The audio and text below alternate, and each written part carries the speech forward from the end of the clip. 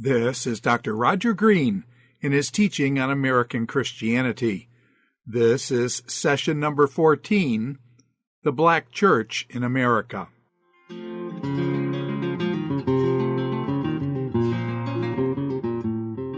Thanks to Chris for helping me do that, but I'd encourage you really to see the movie. Let me talk about today. We're going to lecture today, and we're going to lecture to about 10 o'clock or so. And then I've got a lot of announcements and calendar things to figure out with you for the next few weeks and the last half of the course and everything. So I'll stop about 10 o'clock, and then we'll do the calendar stuff. And then I hope you have a great weekend. And then Monday and Wednesday, and then you're at midterm. So there you go. So this is Lecture 11, The Black Church in America, and we're talking first of all about Methodism. So, all right. Now, I'm not sure that I pulled this together very well for you on the other day, so I'm going to repeat again where we are in terms of the Black Church of America, and starting with Methodism. We mentioned Richard Allen, a very, very important person in American Christian history. And I don't think I made this very clear, so now I would like to make it clear. In 1793, Richard Allen began in Philadelphia. He began a church of his own. It was called the Bethel Church. So he starts his own church, but not his own denomination. This was just a church for black Methodists. So Richard Allen was a lay leader first, and then he was eventually ordained as a deacon in the Methodist Episcopal Church. So that's a church we're familiar with. We know about that church. And so he's got his own church for black Christians, the Bethel Church. But what happens with that Bethel Church is that in 1814 then, that church evolves into a separate Methodist denomination. And then other churches in Philadelphia, other black Methodist churches in Philadelphia followed suit. And so in 1814, there was then the establishment of the African Methodist Episcopal Church. So that's where that denomination began. And then Allen was ordained as a bishop in the African Methodist Episcopal Church. And we mentioned the other day, of course, he was ordained by Francis Asbury. So Asbury is the one who gave his blessing to the kind of the black Methodist leadership that Richard Allen exemplified. So, and there's a picture of Richard Allen. What I kind of said very quickly at the end was that the African Methodist Episcopal Church then, they had a magazine that came out of the church. That's important because it was the first black magazine in America, but also they began a university. It was a university in Ohio. We kind of got rushed at the end, but it was called Wilberforce University, appropriate name, Wilberforce University in Ohio, and it was begun in 1856. So it was begun after, of course, Richard Allen, but it was begun in 1856. And so the African Methodist Episcopal Church, before the Civil War, they had their own university. I looked up Wilberforce University. I was just kind of curious about this. I looked up Wilberforce University, which of course you don't want to do while I'm lecturing. Of course, we know that. But I did look up Wilberforce, and it still exists today, run by the African Methodist Episcopal Church. It has a student body of about 450 or so. So it's not a very large school, but it is still operated by the African Methodist Episcopal Church. So I felt like I didn't pull those things together very well the other day. So are we clear about the African Methodist Episcopal Church, Richard Allen as the founder, and that's kind of another Methodist denomination then, separate from the Methodist Episcopal Church. This is different. Okay, so that's where we are. All right, let's journey on here. We are now going to talk about another church, and it's called the African Methodist Episcopal Church Zion, or it's called the African Methodist Episcopal Zion Church. I don't particularly care where you put Zion. as long as you put it there somewhere. So this is how it's sometimes described: African Methodist Episcopal Church, Zion, or African Methodist Episcopal Zion Church. But it was founded in 1821. So not very long after the African Methodist Episcopal Church. Okay, so let me go back here. It's kind of the same story as the African Methodist Episcopal Church. There was a man by the name of James Varick. And James Varick was a black leader in New York. And James Varick, like Richard Allen, James Varick also had a church in New York called the Zion Church. And the Zion Church was a Methodist Episcopal church, very similar kind of history here, a Methodist Episcopal church. And in 1801, blacks decided to have their own kind of black church in New York, and they called it the Zion Church, 1801. Now, so there were other churches founded. Now, the problem was that these churches, like the Zion Church, because we don't have a denomination yet in 1801, the problem was that these churches were pretty much all black churches, but with white ministers. So they were pretty much, the congregation was black, the ministers who supplied the pulpits were white. And that caused a bit of a friction. And so the leadership among the blacks in New York decided that they were going to form their own denomination, and they did it under James Varick. So 1821, they formed the African Methodist Episcopal Zion Church, and they decided, I'm not exactly sure, they didn't break off from the African Methodist Episcopal Church, they just started their own denomination. It seems as though their feeling was that the African Methodist Episcopal Church had ministry down in Pennsylvania and Maryland, and they wanted to have their own ministry in New York City, and spreading out from New York City. So it doesn't seem as though there were any kind of hard feelings with the African Methodist Episcopal Church, but just that geographically they decided to begin a denomination that had that reached another geographical area, beginning at New York City. So James Varick becomes, like Richard Allen, James Varick becomes the first bishop of the African Methodist Episcopal Zion Church. So now you've got another Methodist denomination going there. The numbers are pretty similar to the African Methodist Episcopal Church. In other words, by about 1900, you've got 350,000 people who belong to this denomination. So the denomination grew pretty well during the 19th century, no doubt about that. Now, what I want to do is read a quotation about the African Methodist Episcopal Church and the African Methodist Episcopal Zion Church. Here's a quotation. As Union armies moved into the South, both of the AME churches began missions among the freedmen, which they sustained with outstanding success during the years that followed. So that quotation tells us that these two African Methodist Episcopal churches had tremendous ministry among freed blacks. And that's why their numbers grew so much. So they not only had missionary work down south, but as blacks were freed after the Civil War and came up north, they also had ministry to the blacks who were flooding into the cities up north, especially New York. Philadelphia, New York, even Boston. So both of those African Methodist Episcopal churches were quite successful. They grew, they were strong, they had good leadership, they were quite successful. So there's two other denominations, African Methodist Episcopal Church denominations. Okay, so far with the Methodists, we've got two more denominations. Now, it didn't stop there, because the next denomination formed by the African Methodist Episcopal Church was called the Colored Methodist Episcopal Church, and it was formed in 1870. Now, the Colored Methodist Episcopal Church was formed in the South.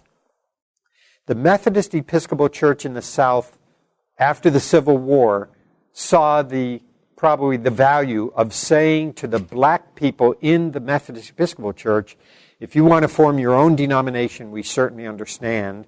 And so in 1870, they decided to form the Colored Methodist Episcopal Church.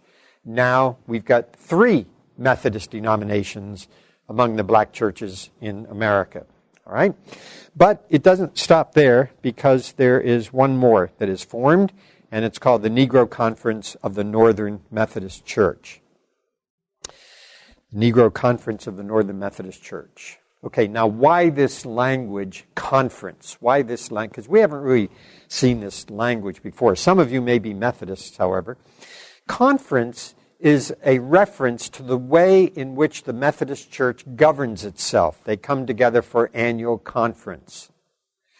And so after this, as soon as the Civil War ended, blacks of the Methodist Episcopal Church in the North, who didn't join either the AME churches, they decided they wanted to stay within the Methodist Episcopal Church, but they decided to have their own conference. They decided to have their own annual conference. So, out of that annual conference then comes another denomination, and it was called the Negro Conference of the Northern Methodist Church. So now the Methodists have 4 denominations among blacks, both in the North and in the South. So we start with the Methodists because they were the ones that had the most. Denominations formed, either before the Civil War or after the Civil War. So in terms of the black church in America, the Methodists are really pretty important. Okay, now let's go to the Baptists. Secondly, the Baptists. A couple of things happened with the Baptists. First of all, there were already a lot of Baptist denominations. But yeah, Rachel?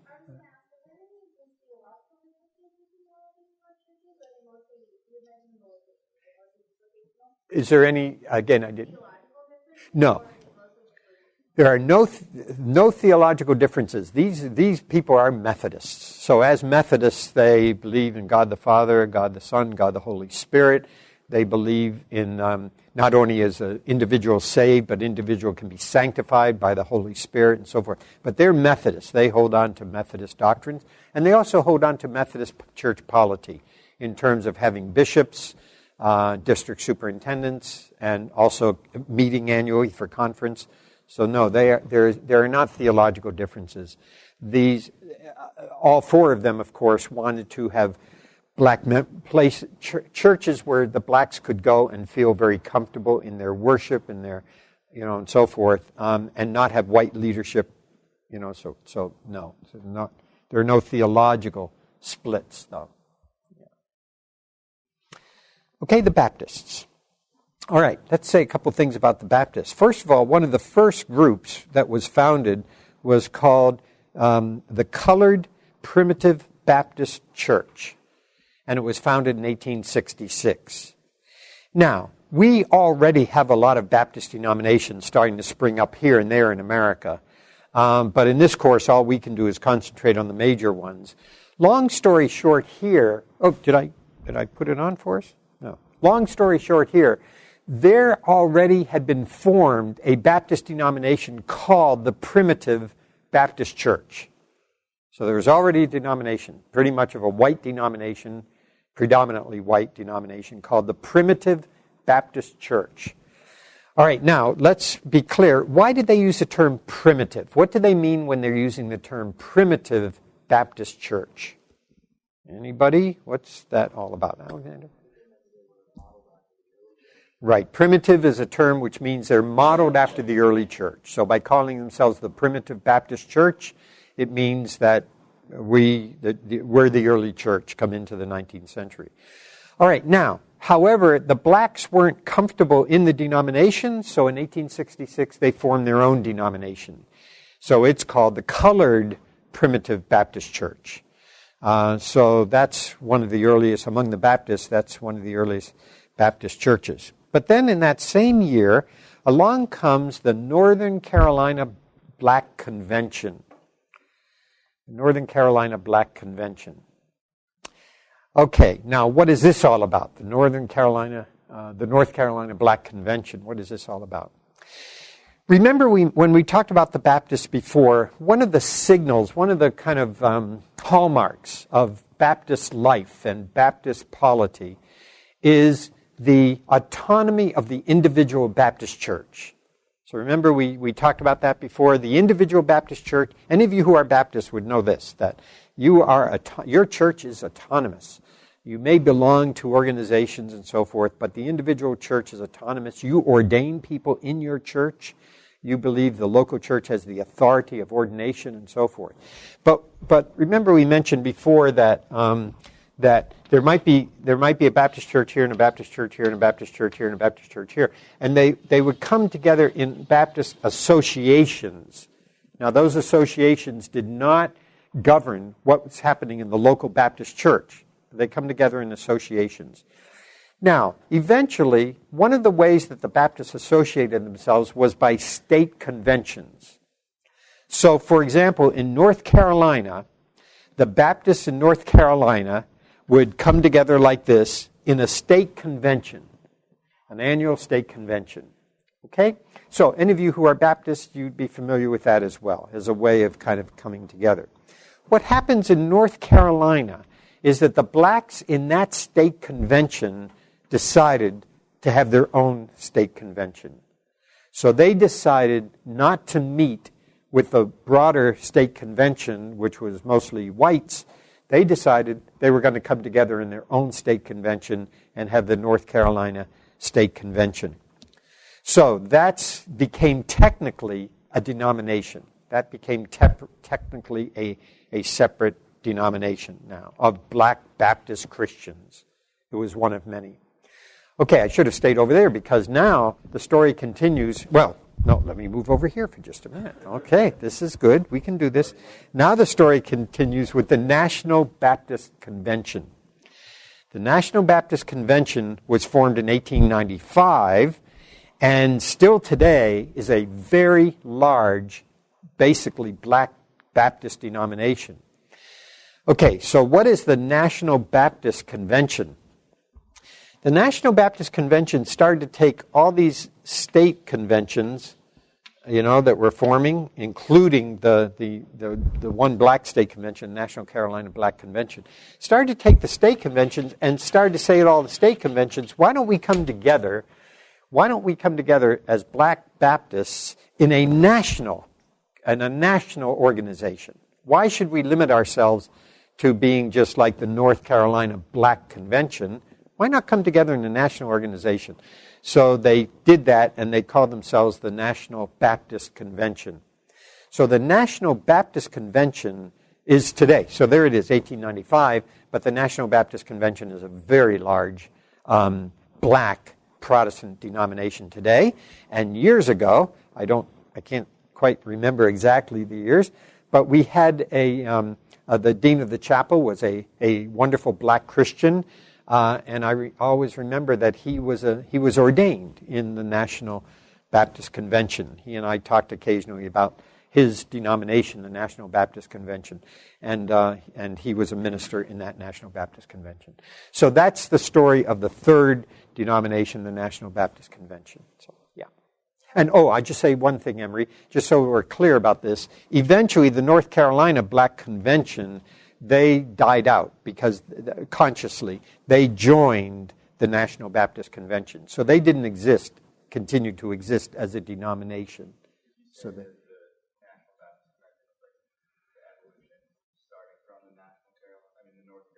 yeah, it's a natural evolution starting with this North Carolina Black Convention. And but then once we get the National Baptist Convention, the North Carolina Black Convention just absorbs into the National Baptist Convention. So, Emery? Oh, okay. So those are the Baptists. So we do have, in terms of lasting denomination, we do have a couple of ones, Colored Primitive Baptist Church, and then eventually the National Baptist Convention. So among the Baptists, we start to get some denominations as well, because blacks wanted to have their own worship and so forth. So, okay, number C then in your outline is the contribution of black churches. Once we get black churches established, Methodist churches and Baptist churches and other black churches established, what contributions have the black churches made to the black community in American public life and American Christian life? Okay. I've got a few of them that I think are important. Okay, number one, the black church became the primary identification of social identification, the primary place of social identification. The black church became that for black Christians, the place of social identification. Because what had been lost in slavery was the primary social identification that people have, and that's family. Family had been lost. Mothers are sold here, and fathers are sold here, and children are sold here. So families have been broken up, and so a lot of black Christians did not have any kind of family identification as a primary social identification in their life. So what happens is that the church becomes their family. The church becomes the place of primary social identification. And that becomes very, very important in black churches. So, a second thing that happens is, of course, the church becomes a place of economic cooperation. Economic cooperation. Now, for example, we've already mentioned the African Methodist Episcopal Church beginning a magazine, and we've also mentioned them beginning Wilberforce University. And the same could be said for the African Methodist Episcopal Zion Church and so forth, and for black churches. So publication of magazines and the sale of magazines and the support of colleges, universities, junior colleges, and so forth, there is kind of an economic cooperation among the black churches, supporting black ministries and supporting black businesses like universities, colleges, and magazines, and so forth. So, number three, a third thing is the church became, as one author said, a refuge from the hostile world. The church became a place of refuge from the hostile world. Now, you didn't live this through the civil rights movement, so you didn't see this firsthand, but Ted and I saw this firsthand. We saw this place of refuge from the hostile world. I remember watching on television, live television, I remember times when Martin Luther King Jr. was speaking at a church, maybe in Montgomery or in Selma or something like that. The church would be packed. The doors were locked. Their shutters on the windows were closed. And while Martin Luther King was speaking, you could hear the crowds outside pounding at the church, throwing rocks at the church. I mean, it was incredible. It was like being in a fortress. It was like they were being protected from a hostile world. Some of the hostility became obviously deadly as churches were bombed and so forth. But there's no doubt that the black church became a place of refuge for the hostile world. Another thing that the church became, or what are we calling this, contributions of the black church, and I'm quoting here from another author, but the black church became a surrogate for nationality. A surrogate for nationality. Now, by a surrogate for nationality, it means a kind of a replacement for nationality. Why? Because the blacks could not participate in the national experience. And in a sense, that's also what the civil rights in the middle 60s of the 20th century was about. It was about black participation in national life. But because blacks couldn't participate in national life, they could participate in the life of the church.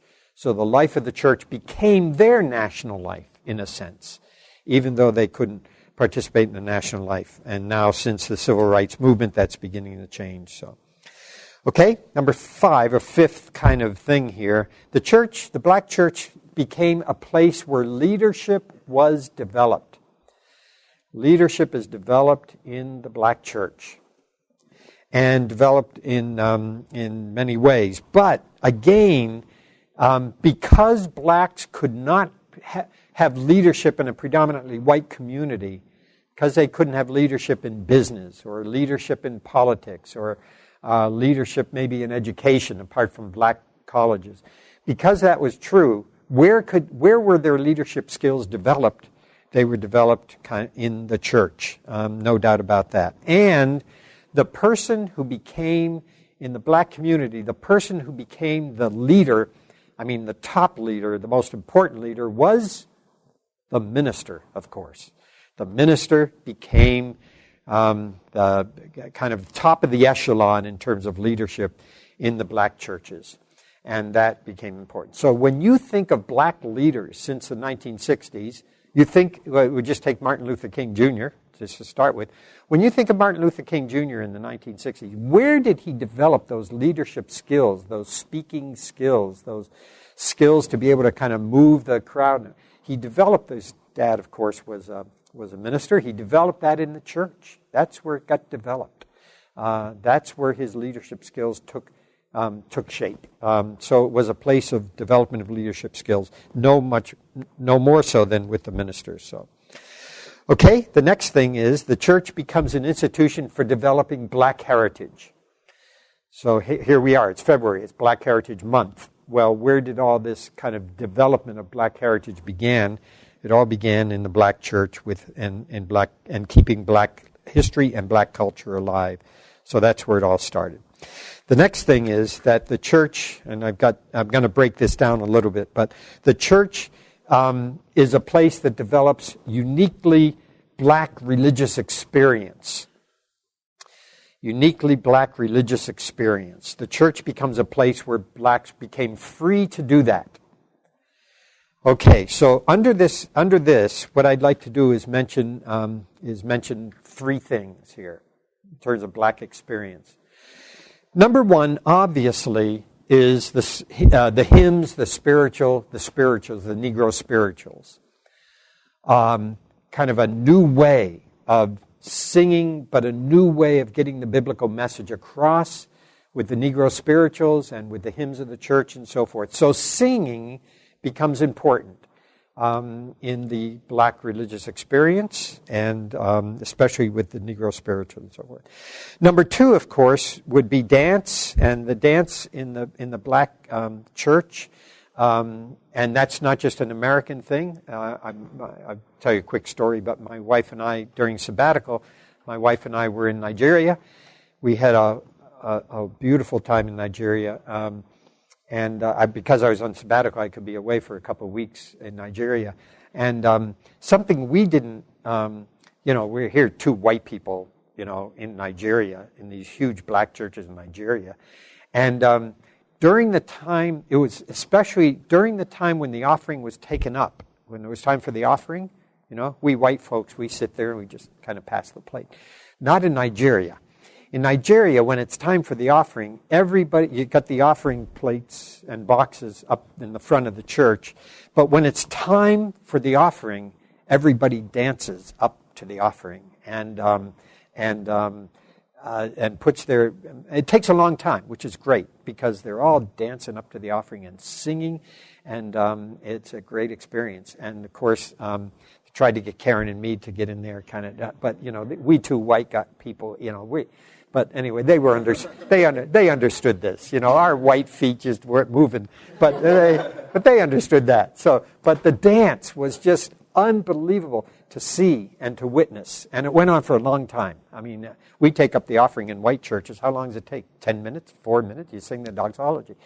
In Nigeria, it's about 45 minutes or so. You got to get, half an hour, 45 minutes because there's a lot of dancing that has to be done here. So, but the dance, fascinating to me, anyways. But yes, no, I couldn't. But thank you for asking.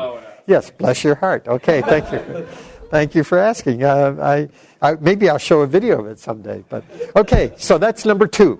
Now, number three is the most important. So I saved the third till last. And the third, and I put it under this rubric of kind of a place for developing a uniquely black religious experience. But number three is the development of black theology. The development of black theology. The church became the place where black theology was developed, was written, was preached about, and talked about, and so forth. Okay, now, that doesn't kind of get into books and everything until the 1960s and 70s. So, and then on. So, but what is black theology? Black theology is taking key theological themes of the Bible and interpreting them through black Christian glasses, in a sense. So key themes like salvation and redemption and the kingdom of God, and understanding those themes by way of the black experience in America. Now, so for example, it's so easy to kind of figure this out, isn't it? Because one of the great key themes was the black understanding of the enslavement of the Hebrew people. And the Hebrew people coming out of slavery through Moses into a new land, into a new promised land, through Joshua and so forth. So the whole Old Testament issue of slavery and freedom and salvation, coming into a new land, coming into a promised land. Black theology takes that and interprets it as also the experience of the black people. The black people are coming out of slavery and coming out of slavery into a new promised land, into a new promised world, and so forth. So taking these themes and applying them to the black Christian experience, or to the black experience, and doing that in the church, that was pretty remarkable. So we'll just give this a label of black theology, and that black theology really gets developed in the 1960s and 70s and 80s and on. So those would be the three things. So, okay, one more thing in terms of what are we calling this? We're the contributions of black churches. What are the contributions of black churches? And there's one more contribution that black churches make. This contribution I take from Askew and Perard, because they kind of concentrate on this contribution. The black churches preserved the central core of the revivalistic movement in America. The black churches preserved the central understanding of revivalism in America. So this is the last contribution under number C, contributions to black churches. Okay, so revivalistic movement in America, they preserved that. Now Askew and Perard tell us that they preserved that in 4 ways. So here are the 4 ways that they have preserved revivalism in America. The black church has conserved the revivalistic movement. Okay, number 1, you've read this in Askew and Perard already, but number 1, a sense of divine immediacy. The black revivalistic movements, a sense of divine immediacy. God is with us. God is with us here and now. God is moving us. God is freeing us. That sense of divine immediacy has been preserved by black churches in the revivalistic movement. So, number 2, Askew and Perard talk about the spontaneity of individual response.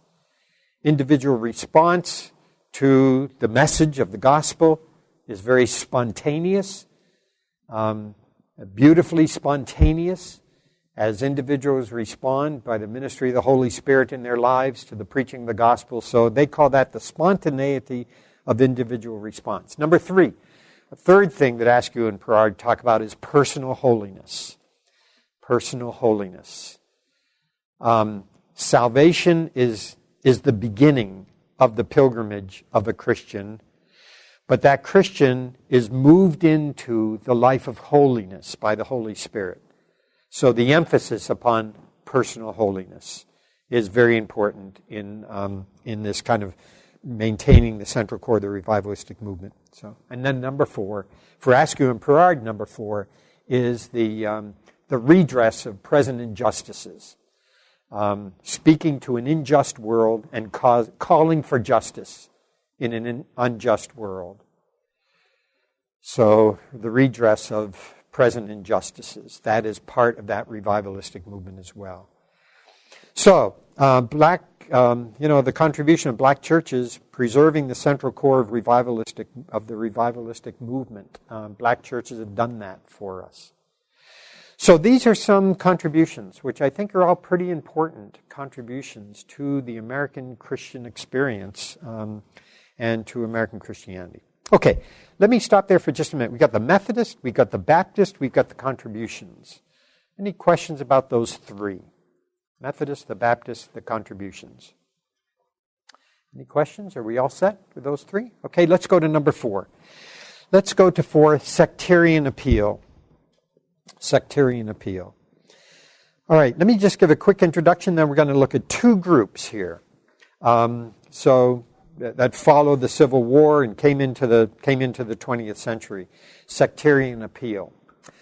By way of introduction, before we look at the groups, a lot of blacks were not just disenfranchised from the nation, they were disenfranchised from the church. So there were a lot of blacks who, after the Civil War, it's not just that they felt they didn't feel part of the nation, they didn't feel part of the church. The church had nothing to give to them. The church had nothing to offer them. They were kind of fed up with the church, with the Christian church. As far as they were concerned, the Christian church was part of the problem, not part of the solution. So what happens is, there's a vacuum that's created. And what happens is, sectarian movements step into that vacuum and have a tremendous appeal to blacks, especially in the inner cities, in the north and in the south, but here we're going to talk about 2 in the north in particular. So sectarian groups step into the vacuum, and they've got something to say to blacks who are disenfranchised, not only from the nation, but disenfranchised from the Christian church. So they know what they're doing here. So this is pretty important. So, okay. So the first we'll just mention is the Watchtower Bible and Tract Society, also known as Jehovah's Witnesses. Okay, so there it is, and let's see where I put the name. Oh, sorry, I just got a Jehovah's Witnesses. Sorry about this. Okay, Jehovah's Witnesses, founded by a man by the name of Charles Taze Russell. And here are the dates of Charles Taze Russell, 1856, 1916. Okay, now the Jehovah's Witnesses really have kind of a couple messages that really appeal to black people in the inner city, in this case, in the inner city of New York, because it was founded in 1872. Okay, so they had a couple of messages. One message was the end of the world message, very apocalyptic message of the end of the world, the imminence of apocalyptic events described in the book of the Revelation that's happening now. Don't you people see that the world is coming to an end here? So there was kind of a fear factor here with all this apocalyptic language on the streets of New York City among blacks. And the second thing that also kind of went along with that was, don't you want to be part of the remnant? Don't you want to be part of the true believers that are talked about in the book of the Revelation? And people, a lot of blacks who were disenfranchised with nation and church said, yes, I do want to be part of God's remnant. I do want to be one of the 144,000 of God's remnant true believers. And so I want to join. So there was a witness of this kind of soul righteous remnant. So that's what Jehovah's Witnesses appealed to, or the Watchtower Bible and Tract Society appealed to that. And a lot of blacks joined. So this is what we're calling a sectarian appeal here being made to blacks in the cities, and a lot of blacks joined. Some whites joined as well. So, yeah, 1872 in New York City. Okay, the second group is a little, I have to say it's a little stranger than the first group. You want to take note of the George Baker. So there's the, well, he wasn't actually born and died, so I don't know what to do here. So anyways, George Baker, just remember that name, okay? His group was a very interesting group, strange and wonderful group. His group was the Father Divine, Peace Mission Movement. And it began in Philadelphia. The Father Divine Peace Mission Movement, Philadelphia. Do I have a date? In 1880. Okay. Now, by the way, this is George Baker here, down here, on the right-hand side in kind of a car that's moving along here. Now, this movement, a little bit strange. Father Divine claimed, yeah, sure. Yes, right.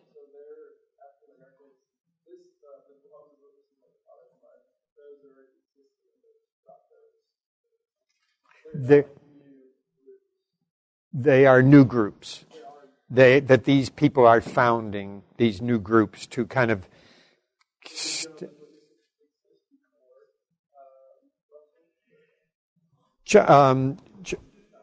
Let's go back to Charles Taze Russell. Sorry, I don't have this. Charles Taze Russell. See, Charles Taze Russell lived from 1856 to 1916. In 1872, he founded what's called the Jehovah's Witnesses, kind of as a young man, but he founded the Jehovah's Witnesses. George Baker is a little bit of a stranger story on George Baker, and I should see if I can actually get a birth date for George Baker. Does that make sense, Kika? Are we okay? Charles Taze Russell. Yes, it was a black movement in New York City, and it was a very apocalyptic message that Russell and others, I mean, there obviously had other people around him doing this, but a very apocalyptic message. And the other side of the apocalyptic message is, don't you want to be part of the righteous remnant kind of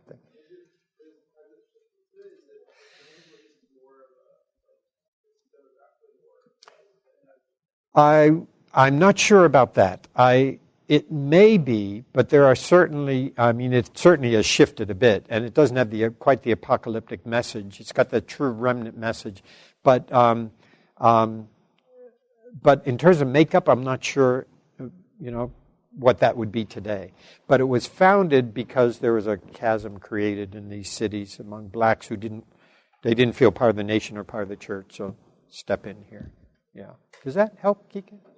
Okay. George Baker, if you remember the name George Baker, and he founds the Father Divine Peace Mission Movement, and that's George journeying on here. Now, George's message was, thank you very much, that he is God who has now come to earth. So that's why they called him Father Divine. So he is God.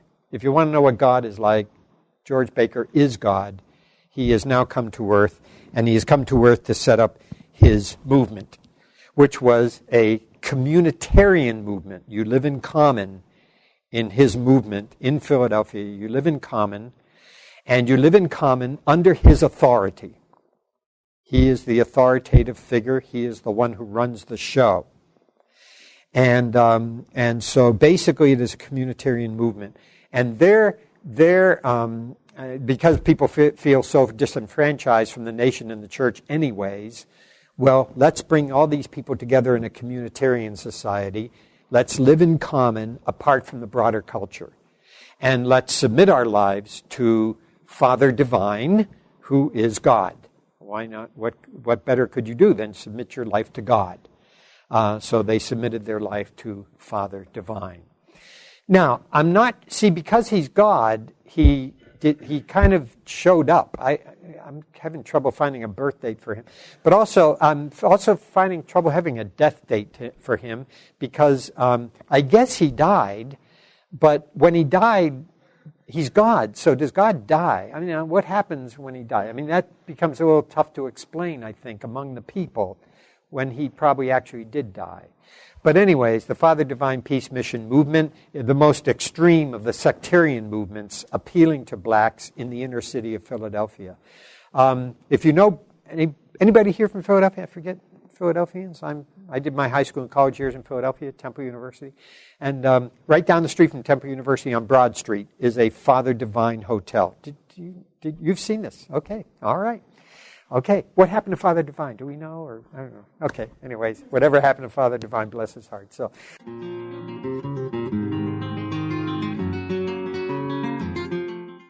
this is Dr. Roger Green in his teaching on American Christianity.